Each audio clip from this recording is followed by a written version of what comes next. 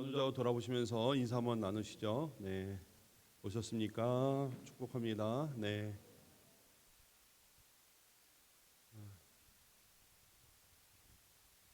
출장 잘 갔다 오셨어요? 네. 오늘 연휴라 뭐 전혀 상관없으시죠? 네, 감사합니다. 예배 드리는데 뭐 연휴가 무슨 상관이겠어요? 네. 날씨가 점점 더워지고 비가 본격적으로 온 거는 이번이 처음인 것 같아요. 이렇게 많이 내리질 않았었는데 아마 조금 오시는데 불쾌하셨을 일이라고 생각하고 또 에어컨이 나오긴 하는데 어떠신지 모르겠습니다. 그러나 우리의 마음을 새롭게 해서 하나님 앞에 나가도록 하겠습니다.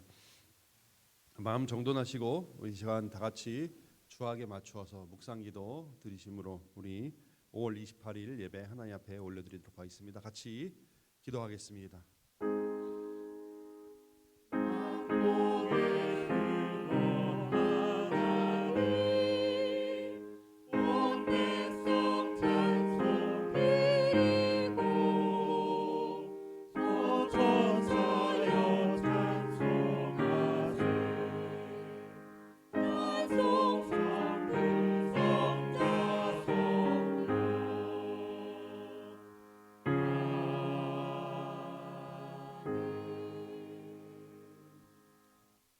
이 시간 그리스도로 말미암아 성소에 들어갈 담력을 얻은 저희들 그의 이름을 의지하여 저희 부족함과 약함에도 불구하고 주님 앞에 나갑니다. 주님 저희를 받아주시옵고 저희들의 찬송과 저희들의 예배를 흠양하여 주시옵소서. 이 시간 임재하셔서 이 시간에 친히 주인이 되어 주시옵고 한량없는 은혜로 함께하여 주시옵소서. 모든 영광을 주께 올려오며 예수님의 이름으로 기도드리옵나이다. 아멘. 우리 다 같이 일어나서 전능왕 오셔서 우리 찬양 드리도록 하겠습니다.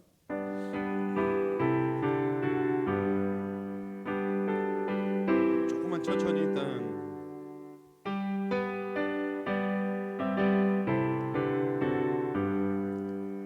전능왕 오셔서 주 이름 찬송케 하옵소서.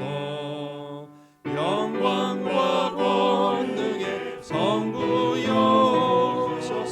우리를 다스려 주옵소서. 항생한 성자여 오셔서 기도를 들으소서. 백하신 백성들 복 내려주시고 거룩한 마음을 주옵소서. 위로의 주 성령 오셔서 든든거 주옵소서. 전능한 주시여 각 사람 만에서 떠나지 마시고 계십소서. 성삼위일체께 한없는 찬송을 드립니다. 존귀한 주님을 영광 중 배웠고 영원히 모시게 하옵소서. 아멘. 우리 교동문 시편 63편입니다. 하나님이여 주는 나의 하나님이시라. 내가 간절히 주를 찾되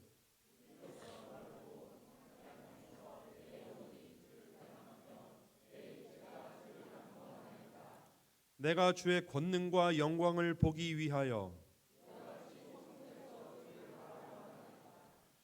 주의 인자하심이 생명보다 나음으로 이러므로 나의 평생의 주를 송축하며 골수와 기름진 것을 먹음과 같이 나의 입이 기쁜 입술로 주를 찬송하되 내가 나의 침상에서 주를 기억하며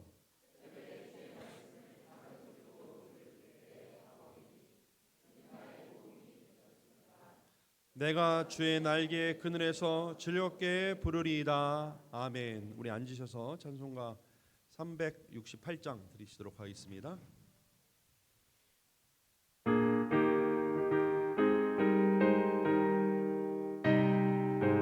조금만 드리게 하겠습니다. 주 예수여 은혜를 내려주사 보증 많게 하옵소서. 잊으리고 목마른 나의 맘에 주 성령을 부으소서. 주 예수여 충만한 은혜 내 영혼에 부으소서. 주 예수만 나의 힘 되고 내 만족함 됩니다. 주 예수의 죄에서 풀어주사 날 정결케 하옵소서. 이 세상의 유혹이 나의 맘에 든 못하게 하옵소서. 주 예수여 충만한 은혜 내 영혼에 두르소서. 주 예수만 나의 힘 되고 내 만족함 됩니다. 우리 피아노로 찬양합니다.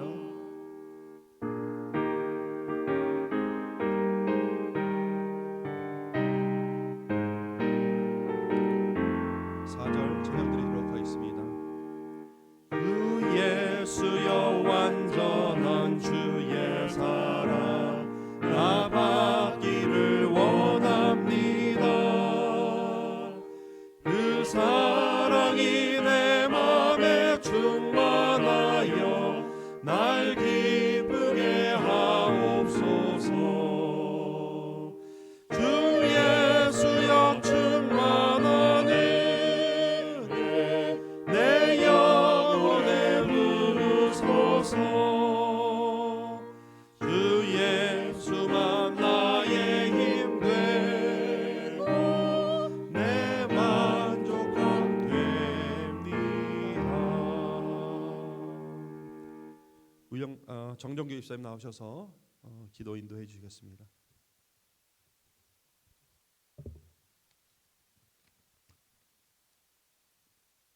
기도드리겠습니다. 아브라함이 눈을 들어 살펴본즉 한 순양이 뒤에 있는데 뿔이 수풀에 걸려 있는지라. 아브라함이 가서 그 순양을 가져다가 아들을 대신하여 번제를 드렸더니 아브라함이 그 땅 이름을 여호와 이레라 하였으므로 오늘날까지 사람들이 이르기를 여호와의 산에서 준비되리라 하더라. 사랑과 은혜가 충만하신 하나님 아버지, 오늘 또 저희들을 예배의 자리로 불러주심을 감사드립니다. 우리는 하나님 알기를 위해 힘쓰며 그리스도의 은혜와 지식이 자라가고 세상에 충만해지기를 원합니다. 주님께서 주신 비전과 사명을 항상 기억하게 해주시고 우리의 연약함과 한계를 알게 하시고 하나님의 예비하심을 경험하게 하여 주시길 원합니다. 주여, 우리 교회의 리더들과 목사님에게 지혜와 인내를 주시옵소서. 그들이 주님의 뜻을 바탕으로 옳은 길을 인도하며 교회를 세우고 성장시킬 수 있도록 도우시길 기도합니다.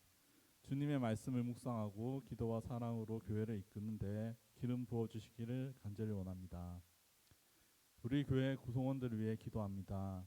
우리를 하나로 만들어 주시고 서로를 사랑하며 협력하는 마음을 우리에게 주시길 원합니다. 주님의 사랑과 인자함으로 우리의 관계를 강화시키고 서로를 지지하며 도와가며 함께 성장할 수 있도록 인도하여 주시옵소서. 주님의 성도 한 사람 한 사람이 자발적으로 예배하고 공동체의 필요를 돌아보는 마음을 주시옵소서. 비자회를 준비하는 여포주기 집사님들과 함께 하시어 지혜롭고 원활하게 행사가 진행될 수 있도록 축복해 주세요. 또한 취업과 입시를 준비하는 청년들과 학생들을 위해 기도합니다.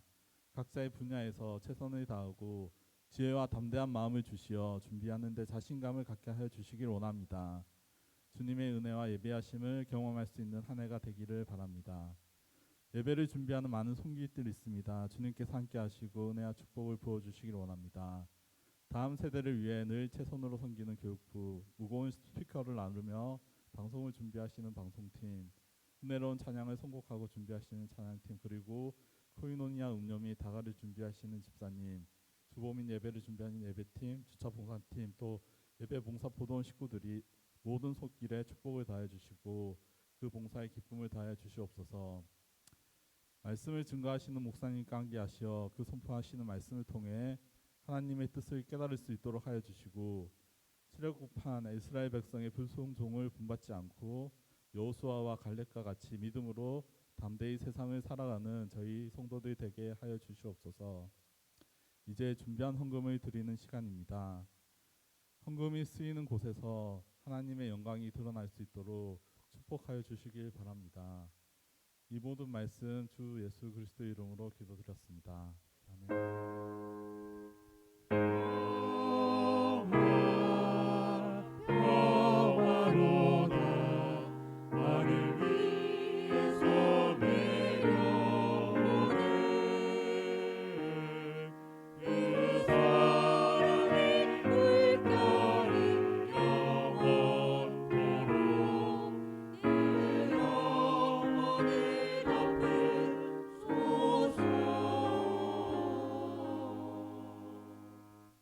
이 시간에는 자기 자신을 드린 심정으로 하나님 앞에 나오셔서 예물 드리도록 하겠습니다.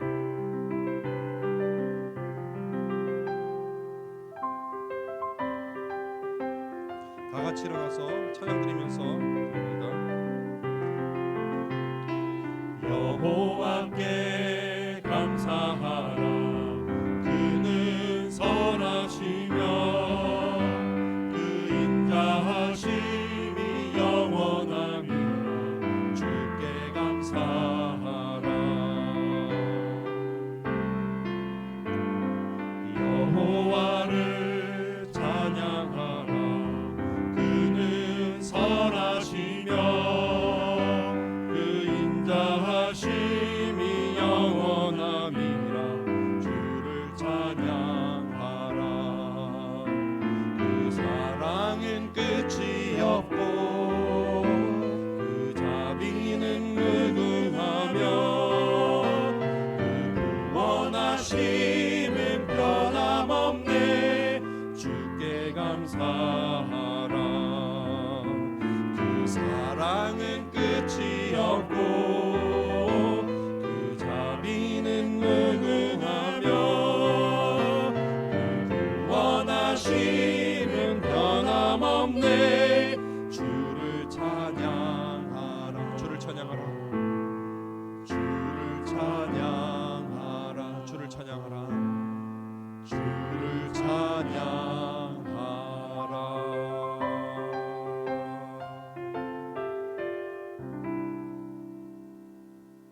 아멘. 우리 앉으시면서 바로 앉지 마시고 전후좌우 돌아보시고 악수하시고요. 축복하시고, 네. 모르시는 분은 이름도 좀 물어보시고, 네.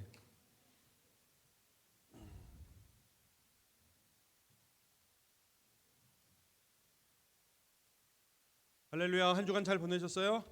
네. 혹시 오늘 저희 하나비전교회 처음 예배 나오신 분 계시나요? 안 계시죠? 네.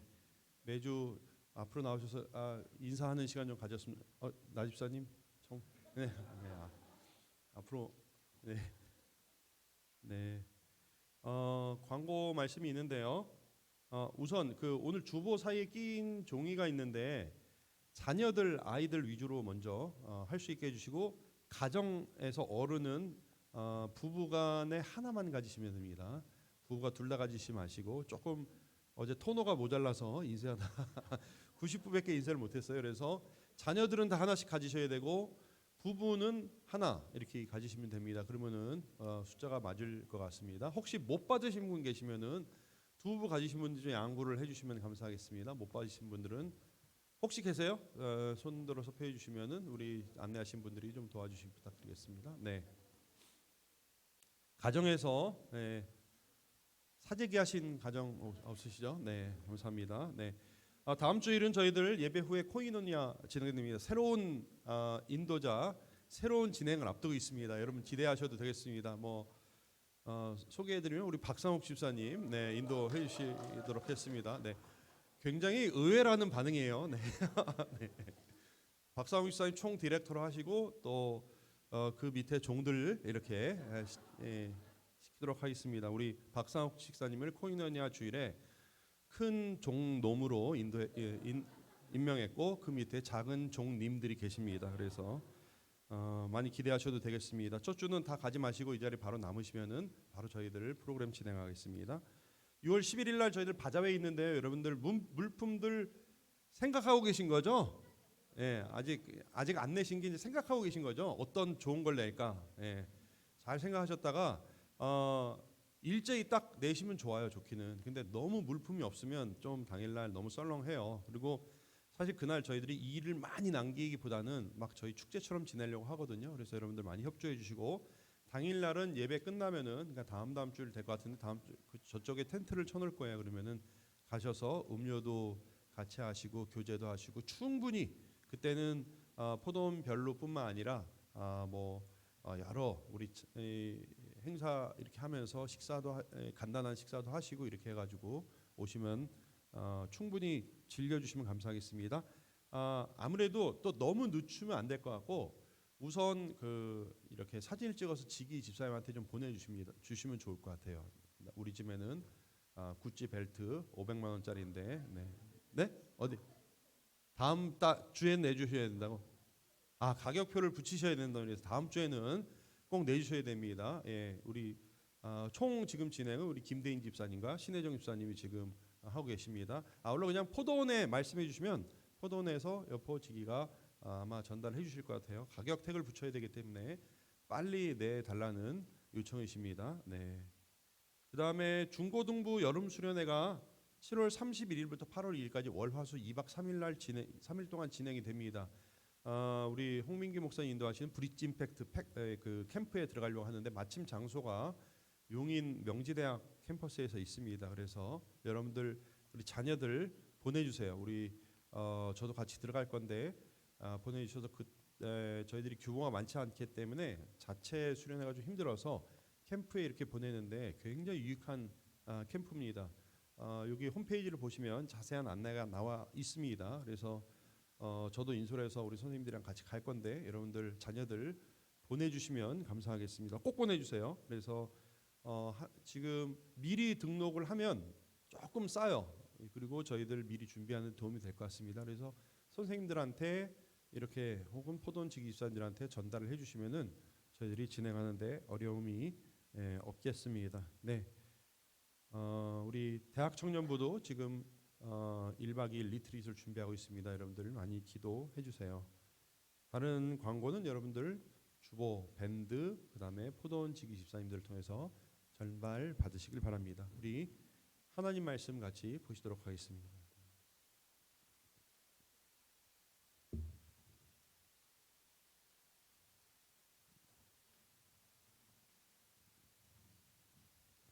오늘 우리에게 주신 말씀은 출애굽기 7장 3절에서 6절, 12장 12절입니다. 한 절씩 교독하시겠습니다. 내가 바로의 마음을 완악하게 하고 내 표징과 내 이적을 애굽 땅에서 많이 행할 것이나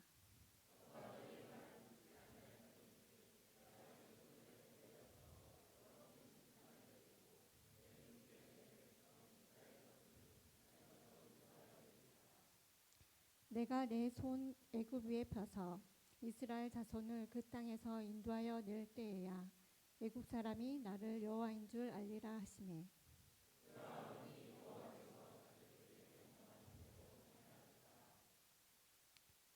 12장 12절 다 함께 읽겠습니다. 내가 그 밤에 애굽 땅에 두루 다니며 사람마다 짐승을 막론하고 애굽 땅에 있는 모든 처음 난 것을 다 치고 애굽의 모든 신을 내가 심판하리라. 나는 여호와라.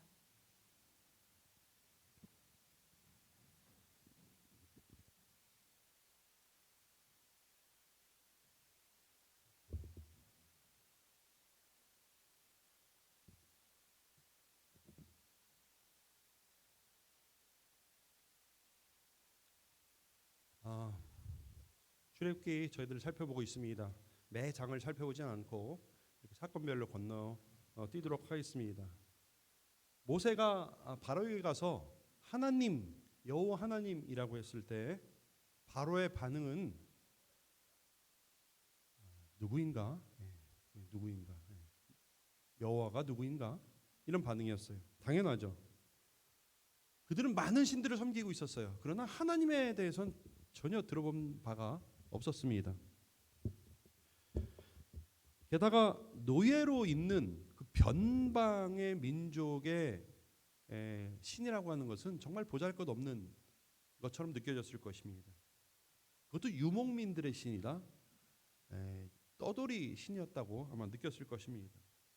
당시의 신은 어떤 신이 그 나라를 보호해 주느냐에 따라서 그 나라의 어떤 부한 것, 강한 것 이런 것들이 결정되는 것처럼 여겨지는 시대예요. 그러니까 아무리 하나님에 대해서 이야기를 해도 이집트 사람들은 모르는 거죠. 그래서 모세가 제일 처음에 바로를 만나서 한 게 뭐냐면 지팡이를 던져서 뱀으로 만드는 일이었어요. 그런데 바로의 그 술사들, 마술사들, 그 옆에 있었던 마법사들이 그걸 흉내를 냈어요. 진짜 변하게 했는지 속여서 했는지 모르겠지만 변하게 했는데 그 변하게 한 뱀을 모세의 지팡이가 변한 뱀이 먹기도 했어요. 근데 그것으로는 하나님이 위대하고 강하다는 것을 이 사람들이 알 리가 없었죠. 그래서 무시하고 물르고 했는데 그래서 하나님께서 특단의 조치를 내리시는데 애굽에 이집트에 10가지 재앙을 이제 내리십니다. 자, 근데 10가지 재앙이 뭐 무작위로 10가지 재앙이 나왔냐 옛날에 잘 몰랐어요. 그러나 고고학이 점점 발달하면서 이 10가지 재앙이 굉장히 의미가 있는 재앙이라는 것이 최근 점점 밝혀지고 있습니다. 이 10가지 재앙은 단순히 무작위로 그냥 어려운 벌을 내리신 것이 아니라 어떤 이유에서 그 10가지가 선택되어진 거예요. 물론 이것이 딱 맞아떨어지는 건 아니지만 많은 사람들이 생각할 때 이런 이유 때문이다라고 생각하는 이유가 있어요. 그것은 바로 10가지 재앙은 사실은 애굽 사람들이 섬기던 신들을 하나님이 벌하신 거다 이렇게 보고 있습니다. 물론 고고학적 자료에 의하면요 애굽의 신이 여러분 금방 찾아보시면 알겠지만은 줄 잡아 1,500개였어요. 1,500개. 어마어마한 거죠. 아마 지금 일본 사람들보다 더 많은 것 같아요. 제가 이게 막 찾아보니까 별의 별신이 다 있어요. 원숭이 신, 나무 신, 뭐 풀잎의 신, 벌레의 신, 그다음에 신들의 아내. 이 그리스 신화만 해도 나중에 발달을 해서 상당히 이렇게 이 족보나 이거 그리는 게 상당히 클리어한데 이집트 신 1,500개 되는 신의 족보를 제가 봤는데 너무 복잡해서 알 수가 없어요. 죽었다가 또 살아나기도 해요. 막 살아났다가 이 여자랑 이 여신이랑 결혼했다 저 여신이랑 결혼해서 뭐 애를 낳는데 뭐 서로 싸우다가 막 정신이 없어요. 이해는 못 하겠더라고요. 그런데 이 신들은 뭐냐? 이런 우상들은 뭐냐? 제가 지난 새벽에도 말씀드렸지만 사실은 우상은 그 마음 가운데 그 사람들의 불안함을 반영하는 거예요. 혹은 자신들의 욕망을 투영하는 거예요. 그래서 그 신화 가운데 자신들의 불안함과 혹은 욕망을 집어넣어서 이야기로 만드는 거죠. 따라서 그렇게 잡신이 많았다는 것은 당시의 최강의 부와 힘을 자랑했던 이집트도 굉장히 사실 한편으로는 불안했던 것이에요. 사실 이집트 역사를 보시면은 이 굉장히 왕조가 자주 바뀝니다. 그런 애굽 사람들이 자신들에게 복을 가져다 주리라고 믿고 기대했던 그런 신으로 숭배했던 그런 신들 중에서 대표적인 것들을 하나씩 꺾으신 게 10가지 재앙이다 하는 것이에요. 그들의 신이 얼마나 무기력하고 아무 힘이 없고 헛된 것인가를 보여주는 것이었단 말이에요. 성경 말씀도 그렇게 이야기하고 있어요. 오늘 12절 말씀 한번 보세요. 12절 말씀에 보니까 내가 그 밤에 애굽 땅에 두루다니며 사람이나 짐승을 막론하고 애굽 땅에 있는 모든 처음 난 것을 다 치고 애굽의 모든 신을 내가 심판하리라. 뭐라고 나와 있어요? 애굽의 모든 신을 심판하리라. 근데 사실 하나님이 애굽의 신을 직접적으로 이렇게 심판하진 않았어요. 그러나 그런 재앙을 통해서 그들이 믿는 신들을 징벌하신 것이에요. 오늘 읽지 않았습니다. 민수기 33장 4절 말씀에도 이런 말이 나와요. 애굽인은 여호와께서 그들 중에 치신 그 모든 장자를 장사하는 때라. 여호와께서 그들의 신들에게도 벌을 주셨다. 그러니까 하나님께서 애굽의 신들에게도 벌을 주셨다는 말이 나와요. 그게 뭘까 했을 때 많은 사람들이 10가지 재앙이라고 생각합니다. 그래서 10가지 재앙이라고 하는 것은 이집트 사람들이 믿고 의지했던 신들 중에서 대표적인 신들 혹은 그 신들이 지켜준다고 생각했던 대표적인 어떤 영역들을 하나님께서 벌하시고 부수신 것이다 하는 것입니다. 여러분 10가지 재앙이 뭔지 다 아세요? 10가지 재앙. 10가지 오늘 10가지 외워야 나갑니다. 자, 한번 따라해 봅시다. 피게이. 따라하셔야 돼요. 잘 따라와 주셔야 돼요. 피게이, 파악독, 우메흑. 피게이, 파악독, 우메흑. 우메흑. 시작. 피게이, 파악독, 우메흑. 피게이, 파악독, 우메흑. 피는 뭘까요? 피는 피예요. 개는 뭘까요? 개구리. 개미 아닙니다. 개구리. 이는 뭘까요? 이. 파 뭐예요? 파리. 네. 악질. 이거는 이제 전염병이에요. 독은 뭐예요? 독종, 독한 종기. 파악독. 뭐예요? 우박. 흑암. 그다음 마지막에 장 나오죠. 피게이, 파악독, 우메흑. 지금 둘씩 짝 지으세요. 빨리 외우세요. 지금 빨리. 피게이, 파악독, 우메흑. 피게이, 파악독, 우메흑. 주일학교를 잘 나와야 돼요 원래.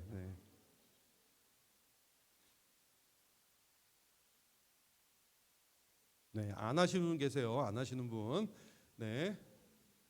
여기 뒤에 저기 우리 집사람 안 하고 있어 지금. 빨리 피게이, 파악독, 우메흑 빨리 하세요. 피게이, 파악독, 우메흑. 다 하셨어요? 이건 다른 얘기인데 제가 그 신학교에서 우리 매년 성경 시험을 통과해야 이제 진급이 돼요. 성경 시험을 봐야 돼요. 그래서 오래돼서 기억이 안 나는데 80점인가 넘어야지 되는데 거기서 성경 시험을 잘 보고 통과하는 사람들의 두드러진 특징이 뭘까요? 1년에 성경 100독한 사람? 아니에요. 주일학교 잘 나온 사람이에요. 진짜로 농담이 아니에요.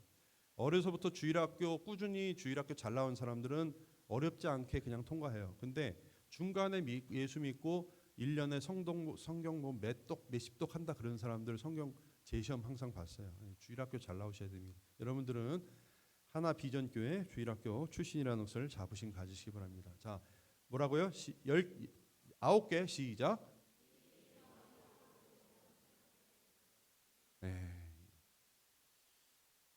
넘어가겠습니다. 자, 오늘 스티커를 나눠드렸는데 어떻게 할 거냐면요. 한 개의 재앙을 들으면은 그 한 개의 재앙을 왼쪽에다 붙이고 거기에 대응하는 이집트 신을 오른쪽에 붙일 거예요. 그래서 앞뒷면을 보면 일리가 돼 있는데 띄어서 붙일 건데 어른들이 조금 우리 자녀들을 좀 도와주시면 좋을 것 같아요. 왼쪽에는 이제 재앙이 들어가고 오른쪽에는 대응하는 신이 들어갈 거예요. 그런데 또 붙이는데 또 너무 집중하시면 설교가 산만해집니다. 집중해 주세요. 첫 번째 재앙은 뭐예요? 첫 번째 재앙은요? 나일강이 피로 변하는 재앙이었어요. 이것은 애굽인들이 나일강을 생명의 근원으로 여겼고 나일강을 지켜주는 신들이 있었어요. 그 신들이 크눔이라는 신이 있었고 하피라는 신이 있었어요. 근데 하나님께서 나일강을 피로 만드신 것은 바로 이 신들이 아무 힘을 못 쓰는 거다. 너희들이 그 믿는 신들은 아무것도 아니다라는 것을 보여주신 것이었어요. 그리고 그 안에 있는 물고기들을 죽임으로 말미암아 그 물고기 신이 또 있었어요. 근데 제가 다 모든 신을 적은 건 아니에요. 물고기 신이 있었는데 그 물고기 신은 무기력하게 웃음거리로 만든 것이었죠. 그렇게 오직 하나님 여호와 하나님의 손으로만 이 나일강의 풍요와 생명이 유지된다는 것을 나타내 보이신 거예요. 예, 첫 번째 재앙 붙이세요. 첫 번째 재앙 붙이시고 오른쪽에는 그 나일강을 지켜줬던 신들을 붙이시면 됩니다. 네. 네. 지금 어떤 사람 벌써 두 개, 세 개 벌써 넘어가요. 하나씩 해요, 제발. 네, 우리 너무 바빠가지고. 네. 하여튼 우리나라 사람들 보면은 제가 지난주 봤더니 워라벨 얘기하면서 우리나라 사람들은 휴식 시간에도 왜 이렇게 치열하고 바쁘게 커피를 먹으면은 이제 열심히 일하고 많은 시간이 확보되면 여유 있게 커피 마시려고 하는 건데 많은 시간이 확보되면 또 그때 또 미친 듯이 커피 마시고 뭐 여러 개를 하려고 그런다는 거예요. 네. 천천히 따라오십시오. 네. 첫 번째 재앙은 피의 재앙이었어요. 두 번째 재앙은 뭐였냐면 뭐예요? 개구리 재앙. 풍요의 신 다산의 상징인 애굽의 여신 헤퀴이라고 하는 여신이 있었어요. 그 여신에 대한 대응이었습니다. 보통 개구리 머리를 가진 여성으로 묘사되었는데 개구리는 인도 사람들이 소를 이렇게 소중히 여기고 신성시 여기는 것처럼 애굽 사람들은 개구리를 소중히 여겼어요. 그래서 이 개구리 재앙은 이 신들을 향한 하나님의 심판이었다 하는 것입니다. 예, 두 번째 재앙 붙여주세요. 네. 또 순서대로 붙이셔야 돼요. 또 앞뒤로 붙이시면 안 됩니다. 쭉 가셔야 됩니다. 자, 세 번째 재앙은 뭐예요? 세 번째 재앙 예, 티끌이 다 이로 변했어요. 얼마나 힘들었겠어요. 예. 이로 변한 재앙은 땅의 모든 신인 게브 혹은 사막의 신 세스를 심판한 것이었습니다. 그래서 그들이 섬기는 신들이 이렇게 무력하다, 아무것도 아니다라는 것을 보여주는 것입니다. 자, 네 번째는 뭐예요? 네 번째 피게이 파리였어요. 파리는 그 당시 이들이 섬기던 어떤 캐프리라고 하는 풍뎅이 혹은 파리의 신도 실제 있었어요. 그래서 그 신을 향한 하나님의 벌이었다 하는 것이죠. 그들이 너희들의 섬기는 것에 의해서 컨트롤되는 것이 아니라 하나님에 의해서 컨트롤되는 것이다라는 것을 보여주는 것이었죠. 자, 4까지 했죠. 다섯 번째 재앙은 뭐예요? 악질이에요. 악인데 악은 뭐냐면 지금으로 말하면 가축 전염병이에요. 전염병. 그래서 막 소가 죽어나가고 짐승들이 죽어나갔어요. 여러분 아피스라고 들어보셨죠? 이 마이너 신이에요. 마이너 신. 이 이집트의 아피스라는 신, 그 다음에 암소 모양의 어머니 여신 하토르, 그 다음에 뭐 이시스, 이런 신들에 대해서 하나님이 벌을 주신 것이다. 이렇게 사람들이 보고 있습니다. 자, 여섯 번째는 뭐예요? 파악, 피게이 파악, 독종, 독한 종기, 독종. 네, 이게 뭐였는지 모르겠어요. 우리 얼마 전에 대상포진 집사님 하신 뭐 그런 정도 되지 않았을까? 사람들이 막 너무 독한 종기 때문에 너무 힘들었어요. 그래서 하이크, 토스, 이모탭 같은 마술과 치료의 신이 또 있었습니다. 마술과 치료의 신을 응징한 것이었어요. 네. 그 다음에 일곱 번째 장, 여섯 번째 뒷면으로 넘어갔어요. 네, 뒷면으로 넘어가셔야 됩니다. 여섯 번째는. 네. 일곱 번째 재앙은 뭐예요? 우박은 곡물들을 파괴했어요. 그래서 날씨를 주관하는 신들, 공기의 신인 슈, 습기의 신인 테프누, 하늘의 여신 누트 같은 신들을 하나님께서 벌하신 게 일곱 번째 재앙이었다 하는 것입니다. 네, 다 붙이셨어요? 자, 여덟 번째 재앙은 뭐예요? 메뚜기. 이 재앙은 바람이 불어왔는, 요즘도 메뚜기 재앙이 가끔 중동에 있죠. 곡식과 추수를 관장하는 신, 뭐 네프리, 발음이 여러 가지 달라요. 영어 발음과 본토 발음이. 추수의 여신 에르무네트라는 그런 신들을 향한 하나님의 징벌이었다, 이렇게 볼 수 있습니다. 자, 아홉 번째는 뭐예요? 아홉 번째 흑암. 당시 애굽의 최고의 신인 태양신 라라고 여러분 들어보셨죠? 한 번씩 다 영화 같은데 금방 나옵니다. 혹은 뭐 레라고 부르기도 합니다. 그 신들이 땅의 빛과 온기 이런 것들을 가져다 줬는데 이들을 쳤고, 그다음에 호루스 뭐라든지 이런 이 어둠의 신이라든지 이런 것들을 공격한 그러한 하나님의 징벌이 되겠습니다. 자, 마지막으로 장자가 죽는 10번째 재앙은 여러분 오시리스라고 들어보셨죠? 이 뭐 영화 같은데 많이 나와요. 이 생명의 신, 그다음에 그 바로가 그 당시에는 이런 신의 아들, 신의 후계자 혹은 신처럼 여겨진 그때 바로의 아들을 죽임으로 말미암아 하나님이 그러한 것들이 얼마나 무력한가. 그래서 신성한 통치자가 왕이 아니라 하나님이다라는 것을 보여주신 것이었죠. 그래서 여호와 하나님만이 홀로 죽음과 삶을 주관하시는 절대적인 분이시다라는 것을 나타내 보여주신 것입니다. 자, 10가지 재앙과 거기에 대응하는 신을 다 붙이셨어요? 네. 아직 못 붙이신 분 계세요? 빨리 붙이세요. 붙이시고 한번 들어보세요. 앞뒤로 돼야 정상이에요. 앞뒤로 다 채워져야 정상입니다. 네.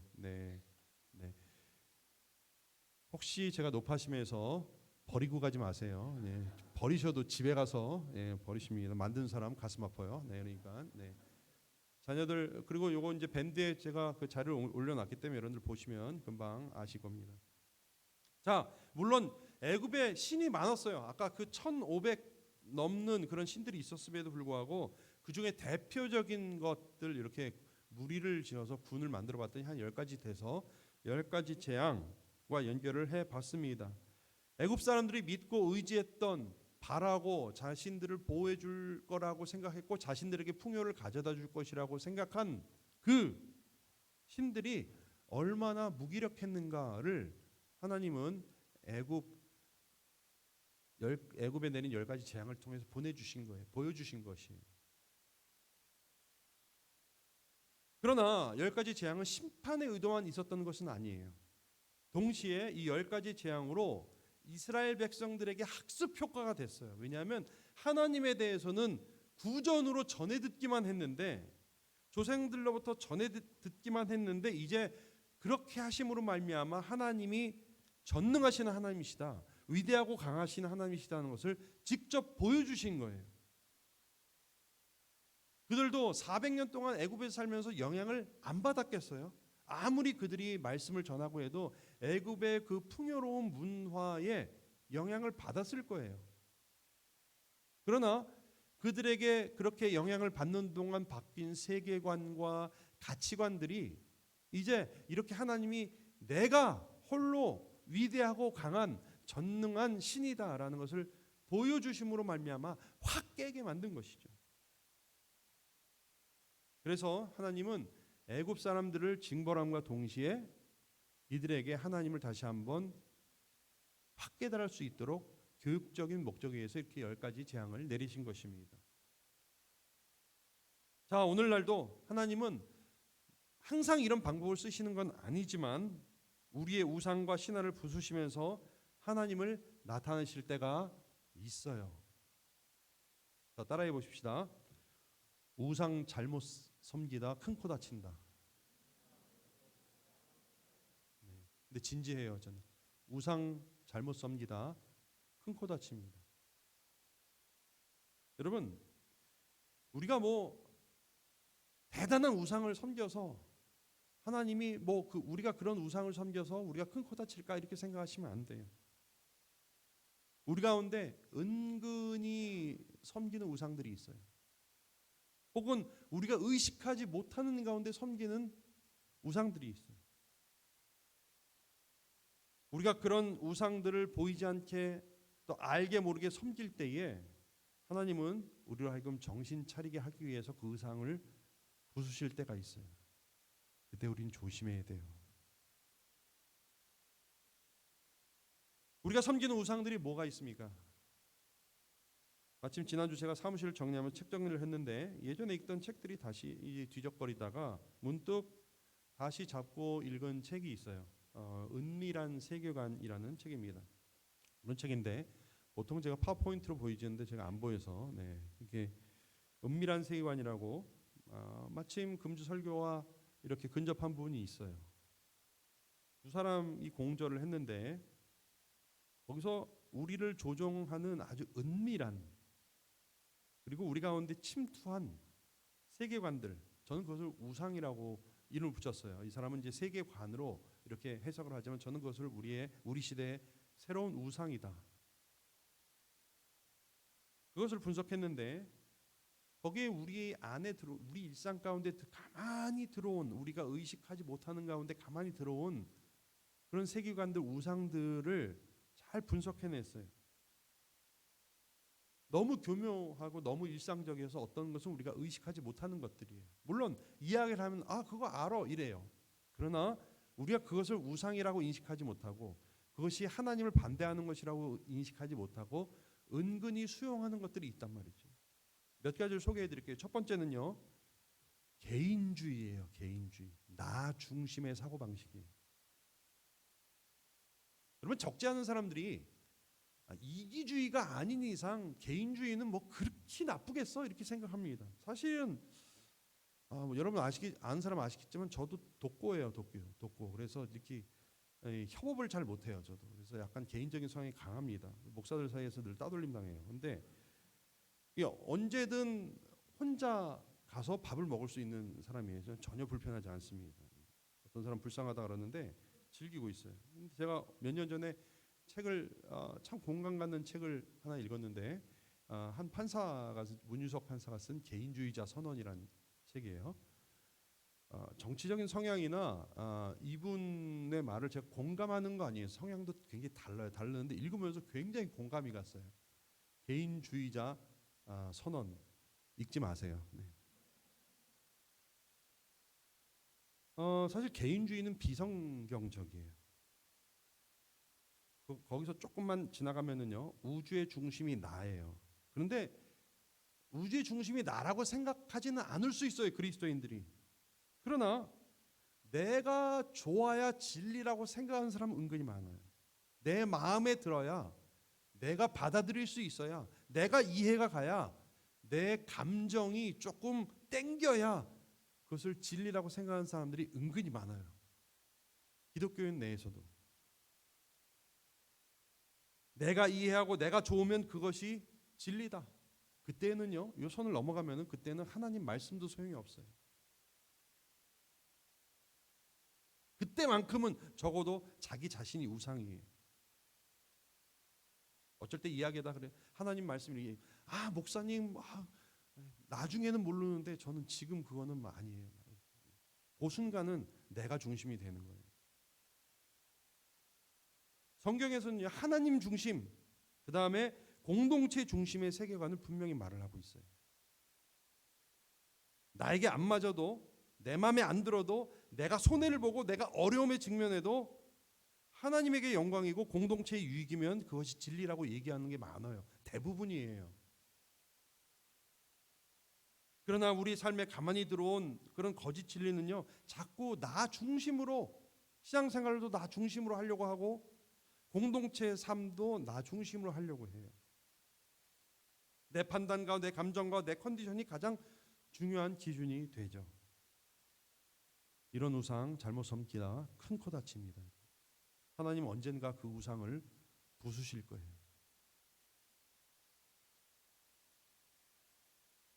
두 번째 제가 픽한 거는 소비주의. 이건 이쯤 되면 다 아시죠. 소비주의. 여기에 대해서는 많이 말씀 안 드려도 아세요. 대충 눈치채십니다. 소비와 부의 축적, 이것이 여기에서 위안과 만족을 얻는 것이죠. 여기서 안정감을 얻는 거예요. 하나님이 나의 주인 되시고 하나님이 나의 인도자 되심에서 안도감과 안정감을 느끼는 것이 아니라 내 통장 잔고와 신용 등급이 나에게 안정감을 주는 거예요. 그것뿐만 아니라, 그러니까 소비 자체가 나쁘단 말씀을 드리는 게 아니에요. 우리는 뭐 그렇게 살 수는 없죠. 근데 뒤에 무슨 주의가 붙으면 항상 문제잖아요. 소비주의. 풍요의 시대에 하나님은 소비에서 물질에서 안위를 얻고 그것을 의지할 때 하나님은 소비와 물질이라는 우상을 부수실 거예요. 그 부수시는 것이 어떻게 올지 모릅니다. 개인적으로 올지 글로벌하게 올지는 모르겠어요. 국가적으로 올지는. 그러나 이 풍요의 시대에 우리가 잘못 섬기는 신을 내려놔야 돼요. 의지하는 것들을 내려놔야 돼요. 그래서 심플 라이프를 살아야 돼요. 심플이 이 검소한 뜻도 있어요. 단순하게 살아야 돼요. 그렇지 않으면 하나님은 그 우상을 마치 10가지 재앙으로 그 애굽의 신을 벌하셨듯이 벌하실 날이 올 겁니다. 또 제가 이 책에서 뽑은 건 국가주의예요. 국가주의. 이것도 잘못 얘기하면 저 잡혀가요. 미국이나 우리나라에서도 애국이 선을 넘었어요. 그리고 하나님을 넘어서요 지금.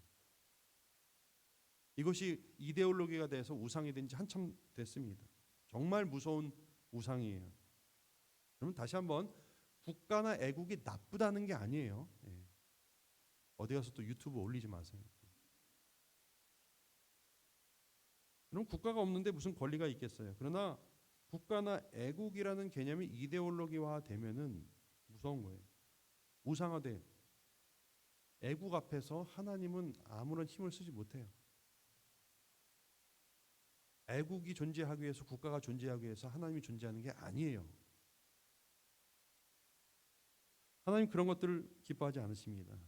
언젠가 어떤 형태로 그 우상을 부수실 거예요. 또 과학주의가 있어요. 과학주의. 과학이 모든 진리를 판단하는 유일한 잣대다. 네.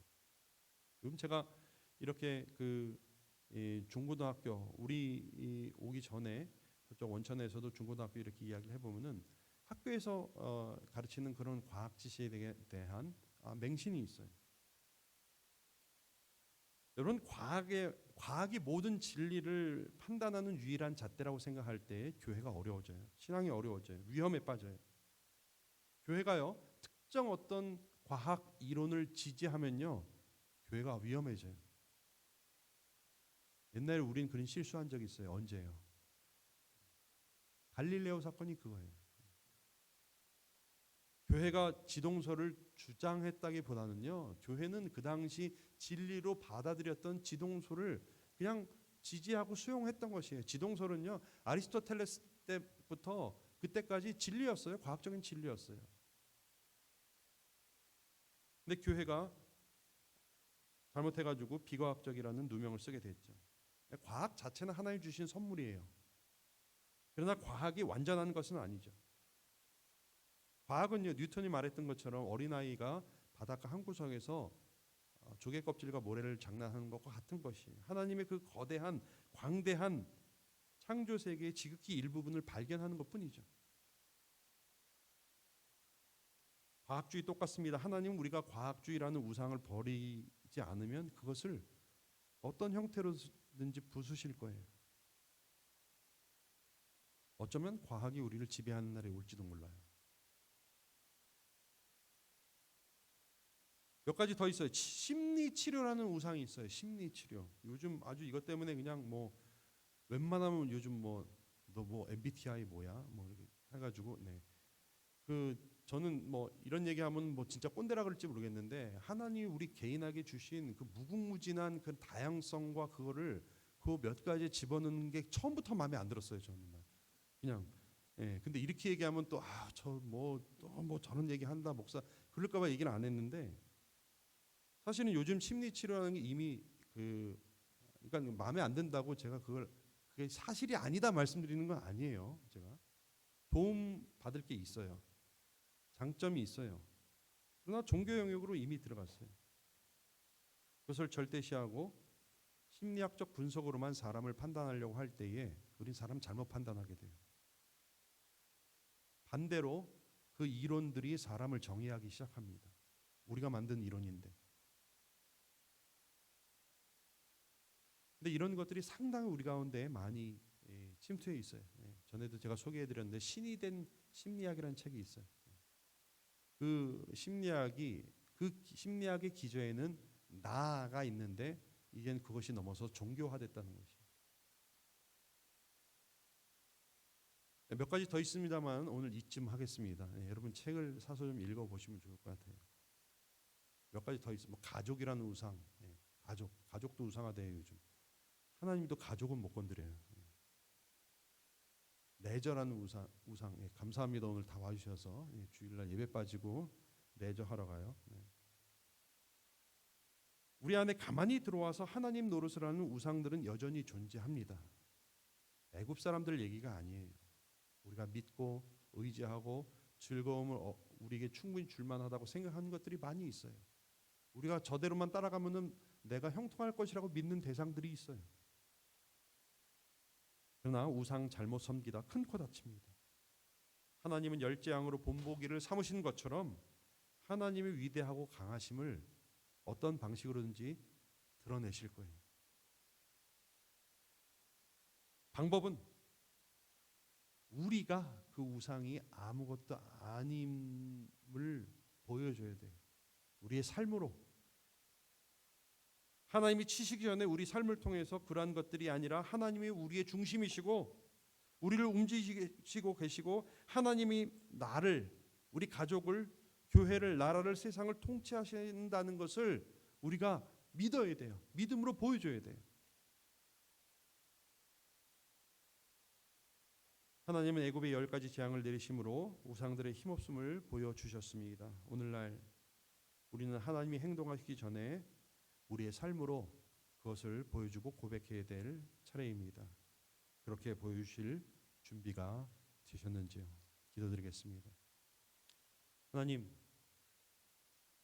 하나님께서 철저히 믿고 의지했던 그 신들을 벌하시며 그것들은 아무것도 아니고 오직 하나님만이 전능하시고 위대하고 강하신 하나님이심을 나타내 보여주셨던 것처럼 오늘날 우리에게도 내가 여호와 하나님이고 내가 너희의 하나님이고 내가 오직 홀로 높임을 받을 전능하신 하나님이라 지금 말씀하신 주님의 음성을 우리 귓전에 듣습니다.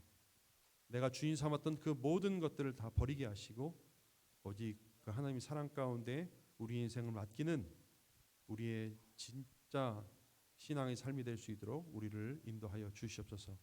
의탁하오며 예수님의 이름으로 기도드리옵나이다. 아멘. 우리 말씀을 생각하면서 같이 찬양 드리도록 하겠습니다.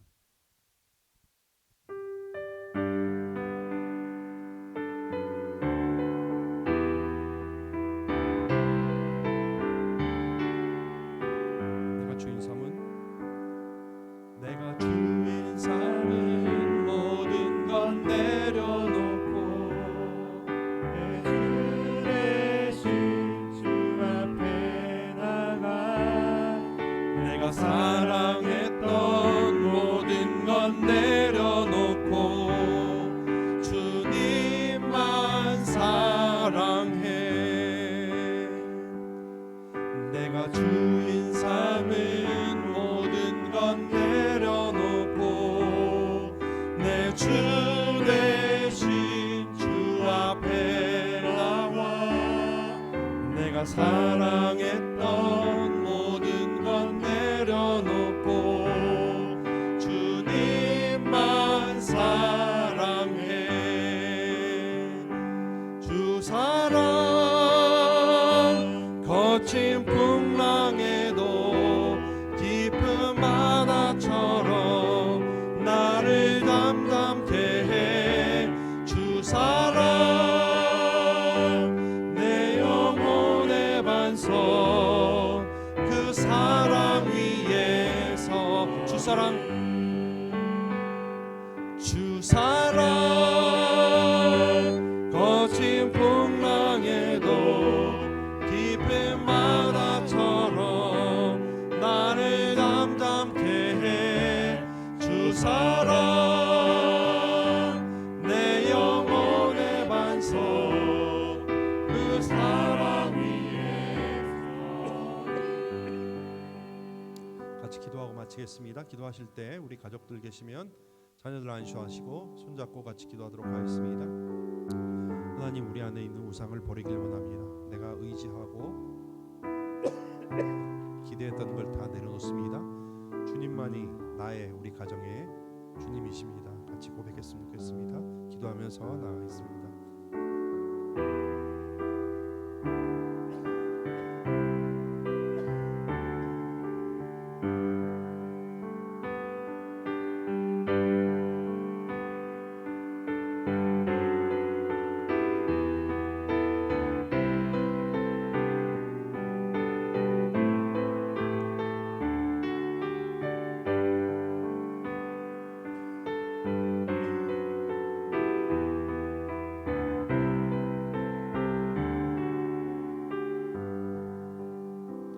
하나님,